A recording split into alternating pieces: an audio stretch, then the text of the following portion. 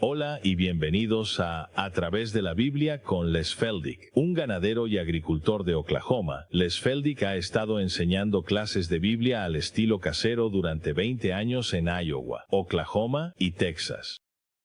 El estilo único de enseñanza bíblica de Les Feldick ha hecho que los libros de la Biblia cobren vida. Cuando les está enseñando, es tan interesante que la gente dice que el tiempo parece volar. Y ahora, aquí está Les Feldick. Está bien, es bueno tener a todos de vuelta, y supongo que ya han tomado su café y han tenido suficiente para la tarde. De todos modos, estamos contentos de tener a todos ustedes en televisión con nosotros.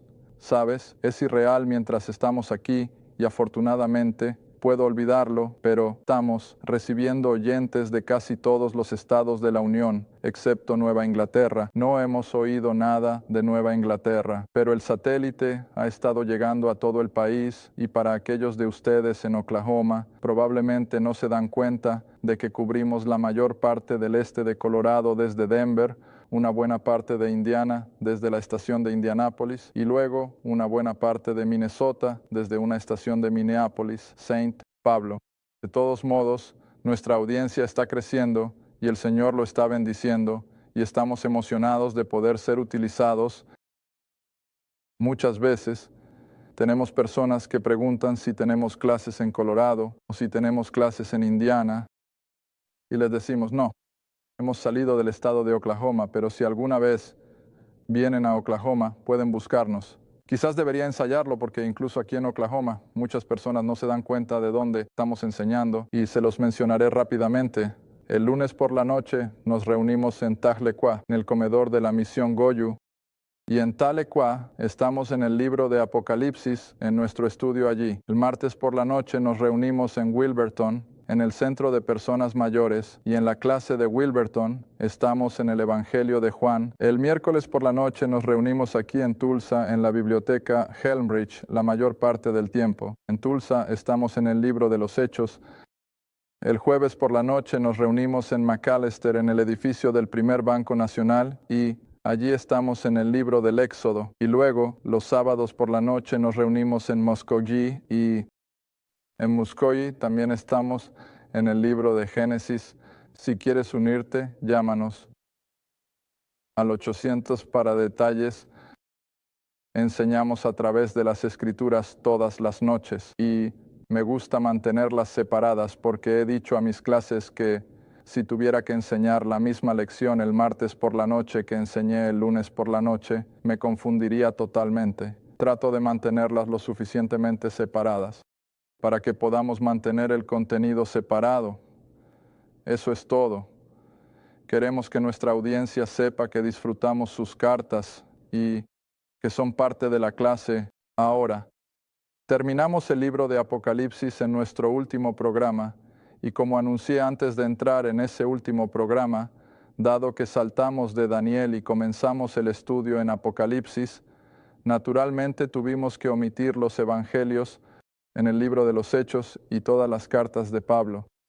Ahora, incluso mientras enseñamos a través de las Escrituras de manera continua, no tomamos cada libro y cada versículo. Lo que trato de hacer es tomar ese tema de principio a fin a medida que se desarrolla y mantenerlo simple. Sabes, después de todo, puedes complicarlo tanto que nadie pueda sacar nada de ello. Pero tratamos de resaltar los aspectos más importantes sin simplemente seleccionar versículos individuales, porque no creo en eso. Mira, las sectas hacen eso.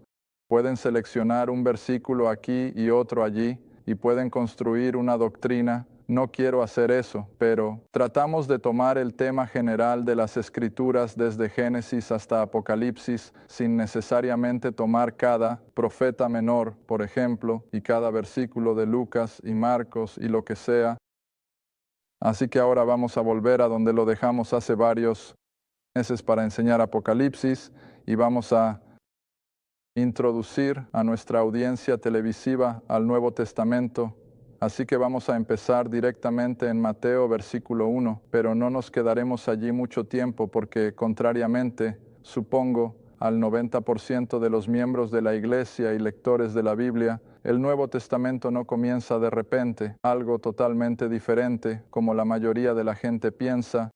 Mucha gente piensa hay una barrera entre el Antiguo Testamento y el Nuevo Testamento. Algunas personas sienten que podemos eliminar el Antiguo Testamento ya que no nos afecta. Nada podría estar más lejos de la verdad. Mateo 1, versículo 1, nos dice inmediatamente que no puedes hacer eso porque ahora quiero que lo leas conmigo. Mateo 1, versículo 1, el libro de la generación de Jesucristo, hijo de David, hijo de Abraham. Y ahí es donde se detiene, no retrocede a los antepasados antes de Abraham, no retrocede a Adán. Ahora la otra genealogía, recuerda, en Lucas capítulo 3 llega hasta Adán, que era el hijo de Dios o fue creado por Dios. Pero vean Mateo, aquellos de ustedes que conocen su Biblia y han estudiado un poco, Mateo retrata a Cristo como el rey. ¿Ves? Mateo lo retrata como el rey. Y por eso la terminología es tan frecuente en Mateo, el reino de los cielos es único. Para el libro de Mateo, aunque el reino se menciona a lo largo de los evangelios, se refiere de manera única como el reino de los cielos en Mateo. Ahora, dado que Cristo se presenta en Mateo como el rey, el primer versículo de este libro nos llevará de regreso a donde comenzó toda esa idea de realeza y donde comenzó Abraham, ¿ves? Y así, inmediatamente, el versículo 1, antes de que nos atrevamos a avanzar más, nos llevará de regreso al principio de todo esto, y esa es la alianza abrahámica. Así que si vienes conmigo hasta Génesis capítulo 12, ahora para aquellos de ustedes que han estado conmigo durante los últimos 3 años, espero no ser demasiado insistente y repetir muchas cosas que ya tienen bien claras, pero tengan paciencia conmigo y recuerden que hemos tenido tantos oyentes nuevos que no han tenido nada de esto en el Antiguo Testamento, al menos como lo enseñamos, y tendremos que reconstruir algunas bases antes de hacer ese recorrido por los Evangelios, el libro de los Hechos y las epístolas de Pablo. Ahora, Génesis capítulo 12, versículos 1, 2 y 3, he hecho que la mayoría de mis estudiantes marquen en su margen: esta es la alianza abrahámica. La alianza abrahámica. Ahora recuerda, una alianza, por definición, es un acuerdo que se origina y termina en Dios. A pesar de que se hace con el hombre, en este caso con Abraham, y caerá en la nación de Israel a medida que avancemos, pero a pesar de que se hace con el hombre, dado que se origina y termina con Dios, independientemente de lo que haga el hombre, una alianza nunca se vuelve inválida, nunca se rompe, nunca se rescinde. Estas alianzas permanecen, como ya hemos visto en nuestro libro de Apocalipsis, por los siglos de los siglos. Continúan en la eternidad. Así que ahora aquí está esta alianza que Dios hace con este hombre, Abraham. Ahora, nuevamente, para una rápida revisión sin volver a las Escrituras, tendrán que tomar mi palabra por ello. Comenzando con la creación de Adán, recuerden que tenían una raza de personas. Todos, por supuesto, incluso Abraham, van a venir de Adán y Eva. Ahora, por supuesto, la pregunta típica es, bueno, ¿de dónde obtuvo Caín a su esposa? Bueno, ciertamente no había otras personas porque solo fueron creados Adán y Eva. Así que solo sigue que los hermanos se casaron con hermanas en la primera generación o 2, y eso no fue un problema porque la raza humana era tan pura, genéticamente, que no había ningún problema. De hecho, tan avanzado como Abraham, que es 2000 años después de Adán, Abraham, con la bendición de Dios, todavía se casa con una media hermana.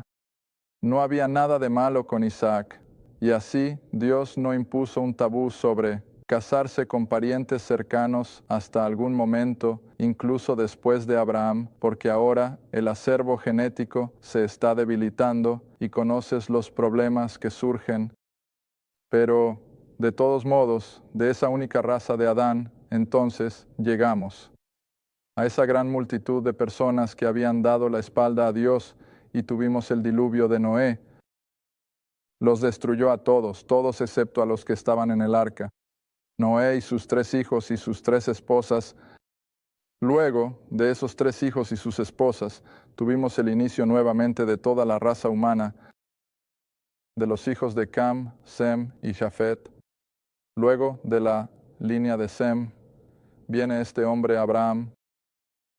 Ahora, en el intervalo entre Noé y Abraham, tenemos aproximadamente 400 años allí, hablando en términos generales, y en medio de ese periodo de 400 años, tenemos la Torre de Babel.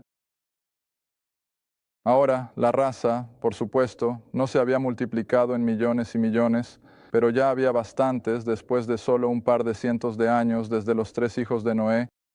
Pero toda la raza humana que tiene un solo idioma sigue siendo una sola sangre, básicamente, y todos se reunieron en las llanuras de Sinar, allí en Mesopotamia, en el valle del río Éufrates, y allí construyeron un qué, la torre de Babel, y fue en la torre de Babel bajo Nimrod, ya ves, que Satanás, ahora el Dios de este mundo, por supuesto, instituyó todas las religiones paganas y mitológicas.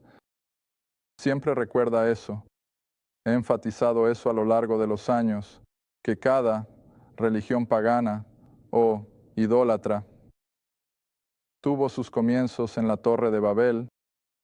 Así que para cuando llegas a Abraham, un par de cientos de años después de la Torre de Babel, ahora en 2000 a.C., todo el mundo conocido o toda la raza humana conocida estaba sumida en la idolatría o la mitología. Todos saben cuáles son las mitologías, las Venus y las Afroditas y lo que sea. Así que, de una raza de personas ahora saturadas en la idolatría y el paganismo, Dios encuentra a un hombre que sabe que aún tiene una chispa de fe o la capacidad de creer.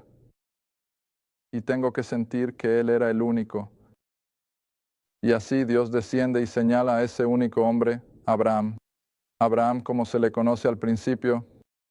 Y ahora entonces a este único hombre Dios dice, ahora léelo conmigo, comenzando en el versículo 1.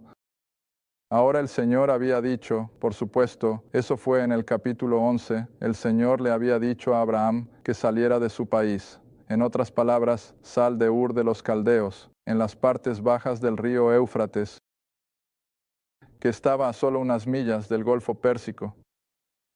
Y así dice, sal de la casa de tu padre, de tu parentela, y ve a una tierra que te mostraré. No le dijo a dónde iba, pero le dijo, te guiaré y tú seguirás, en otras palabras. Está bien. Ahora, Abraham, o Abraham como lo conocemos más tarde, es un hombre de ¿qué? Fe. Y así toma a Dios en su palabra. No hace preguntas, no dice, bueno, dame un mapa. Hasta ahora no dice, dame un título de propiedad, lo hará más tarde. Pero en este momento simplemente sigue. Ahora no es totalmente obediente. Ahora ves, esta es la belleza de las Escrituras. Y he dicho esto antes, incluso en el programa. Si Dios levantara a estos hombres por encima de la página y los hiciera sobrehumanos, sin pecado, obedientes, entonces tendría que sentirme como un miserable fracasado. Pero mira, estas personas fallaron. Estas personas no siempre estaban en lo correcto. Y así, como Dios había instruido, ahora, deja la casa de tu padre, deja a tus parientes atrás y sal de Ur. Abraham fue obediente, pero solo hasta cierto punto, porque ¿a quién llevó con él? A su padre y a su sobrino Lot. Y por supuesto, Dios no podía permitir que eso sucediera por mucho tiempo. Así que, cuando llegaron a las partes altas del Éufrates, allá en Harán, que estaba al norte de la actual Damasco, Dios detuvo ese pequeño grupo, esa pequeña caravana, y los mantuvo hasta que Teraj, el padre de Abraham, murió. Ahora él se condescende y le permite mantener a Lot, pero de todos modos, después de que Teraj ha muerto, entonces ves que Dios lleva a Abraham a la tierra prometida. Ahora, esto no sucedió todo en 1 o 2 años. Pasan los años, pasan los años, probablemente hasta 25. Ahora, siempre nos gusta señalar que cada segmento de la vida de Abraham es divisible por 5. En otras palabras, probablemente recibió esta primera llamada cuando tenía 50 años. Probablemente dejó Harán para ir a la tierra de Israel cuando tenía 75. Cuando tiene 100 años nace Isaac y luego, cuando tiene 175, muere. Así que toda la vida de Abraham está en segmentos de 5 y 25.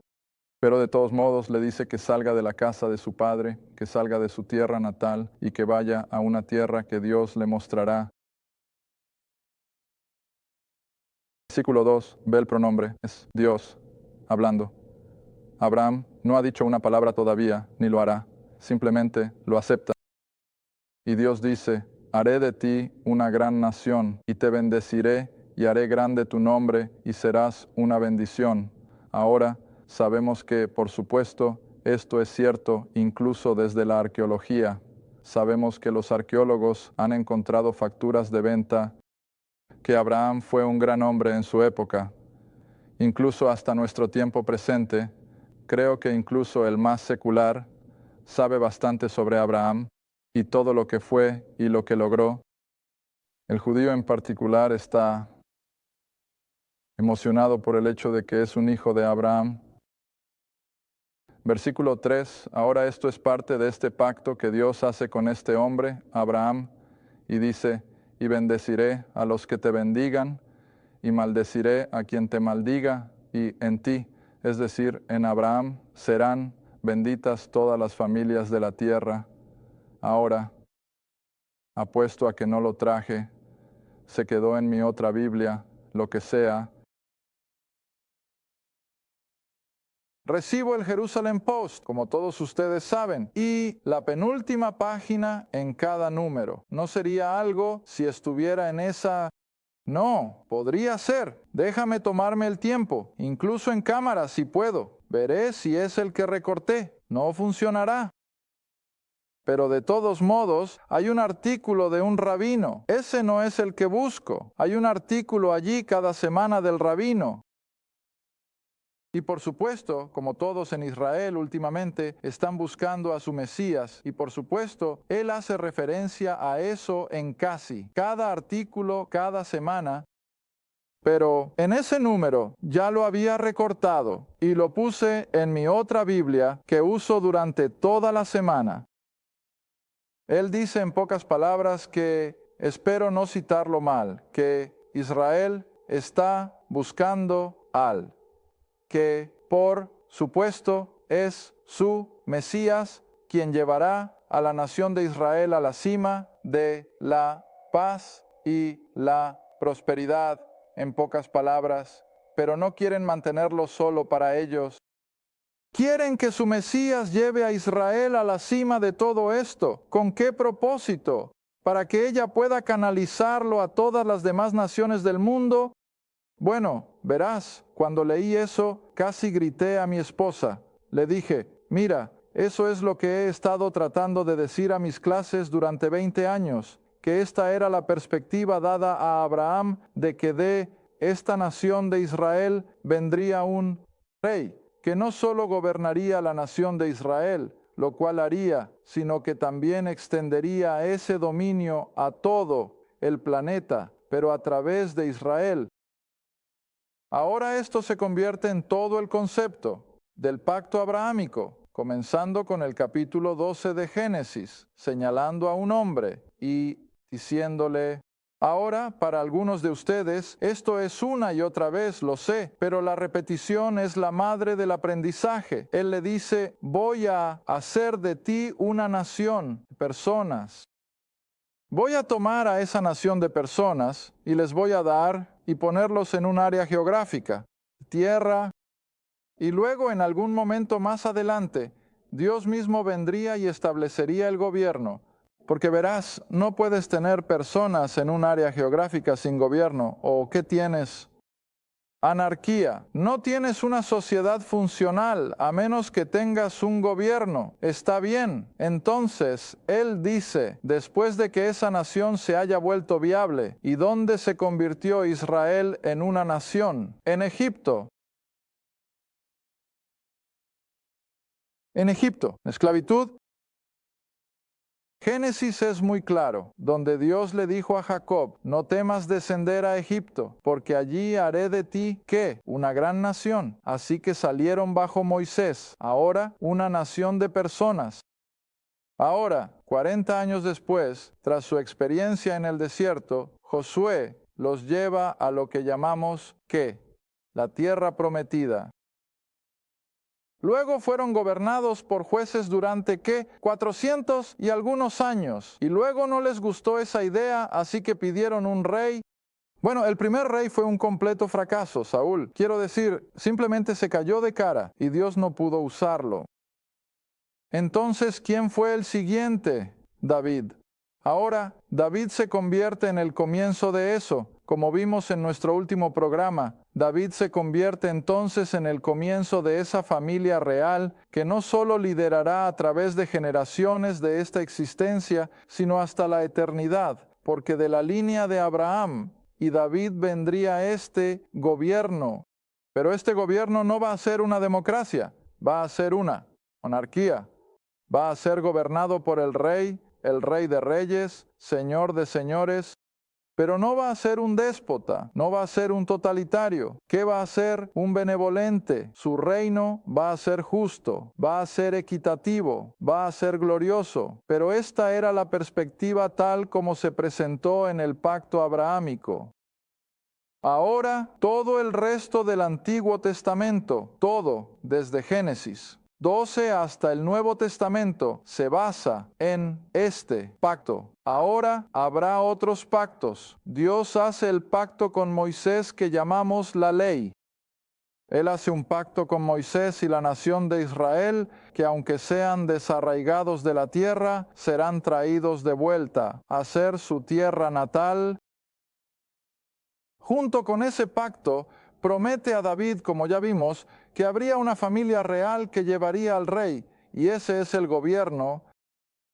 Ahora no tengo tiempo para ver todos ellos. Puede que hagamos esto en programas futuros, pero por ahora, si simplemente me acompañas a Isaías,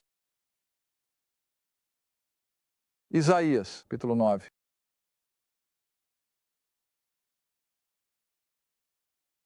Isaías capítulo 9. Y estamos tan familiarizados con estos versículos, especialmente en Navidad. Isaías capítulo 9. Y bajemos al versículo 6. Isaías capítulo 9 y comenzaremos con el versículo 6. Y estos versículos son lo que hacen que el Mesías de Handel sea lo que es. Casi puedes escuchar la música de fondo mientras leo el versículo. Si amas el Mesías de Handel tanto como yo, está bien, aquí está Isaías 9, versículo 6. Porque nos ha nacido un niño, se nos ha dado un hijo. Quizás algunas personas pueden pensar que estoy un poco desubicado, pero relaciono este versículo con Juan 3:16. No lo voy a leer. ¿Qué dice Juan 3:16? Porque de tal manera amó Dios al mundo que dio a su Hijo unigénito. Pero ahora detente antes de que llegues a una revelación más profunda. ¿A quién se le dio el Hijo? A la nación de Israel. ¿Qué dice Juan? Vino a los suyos, y los suyos no lo recibieron. Y de ahí él siguió la agenda, pero nunca pierdas de vista el hecho de que Cristo, en su primera venida, vino a la nación de Israel. Está bien, así que se nos ha dado un hijo. ¿Y cuál es la siguiente palabra? ¿Gobierno? ¿Ves? Y el gobierno estará en el futuro sobre su hombro. ¿Sobre el hombro de quién? De este hijo que sería dado. ¿Ves qué claro es eso? Oh, me gusta cuando asientes con la cabeza. Y su nombre será llamado. Aquí viene el Mesías de Handel, consejero. Maravilloso, Él. Dios poderoso, Él. Padre eterno. El príncipe de paz. Esto es Antiguo Testamento. Esto es Isaías. Y estos son los nombres del Mesías. ¿Ves? Y luego el versículo 7 del aumento de su gobierno. ¿Y qué paz. ¿No es eso lo que el mundo busca esta noche? Oh, cómo el mundo quiere paz, la ausencia de guerra. Pero ves, la paz en las Escrituras significa más que la ausencia de guerra. La paz significa toda esa esfera de cosas buenas que Dios está listo para derramar, pero no puede hasta que Cristo sea Rey, y entonces lo hará. Está bien, así que el aumento de su gobierno y paz no tendrá fin, y vendrá, ¿dónde? Sobre el trono de David y sobre su... Ahí está esa palabra de nuevo, reino. Ahora hay algunas palabras que desearía que la gente siempre sean conscientes y atentos. Pacto y otra es reino. Probablemente me encontraré con algunas otras mientras avanzamos, pero 2 palabras serán suficientes por hoy. Solo debes estar consciente de 2 palabras que aparecen constantemente. ¿Está bien? Para establecerlo con juicio y con justicia de aquí en adelante, incluso, y de nuevo, ¿cuánto tiempo? Para siempre.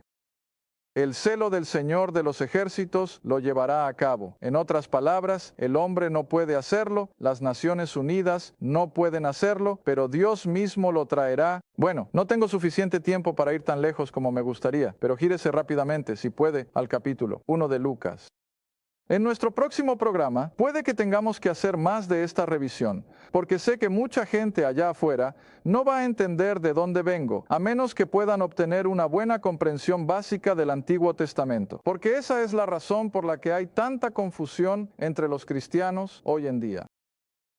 Uno toma esto, y otro toma aquello, y otro toma algo más, e ignoran completamente la base que se estableció aquí en el Antiguo Testamento para todo esto que surge en el Nuevo.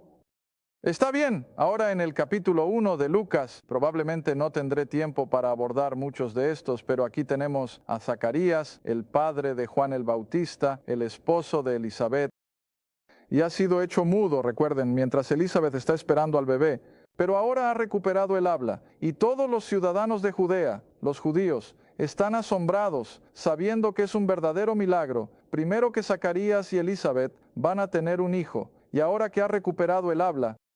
Pero de todos modos, al llegar al versículo 67 notarás que fue lleno del Espíritu Santo. Ahora eso significa que todo lo que él hable en estos versículos intermedios va a estar inspirado, Espíritu Santo. Y continúa diciendo, bendito sea el Señor Dios de Israel, que ha levantado un cuerno de salvación para nosotros en la casa de su siervo David. Versículo 71, que seamos salvos de nuestros enemigos. Y recuerda, sus enemigos entonces eran los mismos que lo son esta noche, y de la mano de todos los que nos odian para cumplir la misericordia prometida a nuestros padres. Eso se remonta a Abraham para cumplir la misericordia prometida a nuestros padres y recordar su santo pacto. Subraya esa palabra. Ahora, aquí está el Nuevo Testamento. ¿Recuerda? Esto no es el Antiguo Testamento. Ahora estamos en el Nuevo. ¿Qué pacto? El siguiente versículo, versículo 73. El juramento que Él, Dios, le hizo a nuestro padre, Abraham. Ahora eso está en el Nuevo Testamento.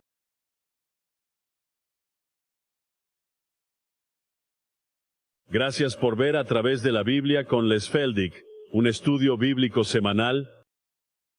Si deseas más información sobre los ministerios Les Feldick, un estudio bíblico en tu área, o sobre este programa, escribe a Les Feldick Ministries, Ruta 1, Caja 760, Quinta, Oklahoma, 74552. Esa es Ruta 1, Caja 760, Quinta, Oklahoma, 74552.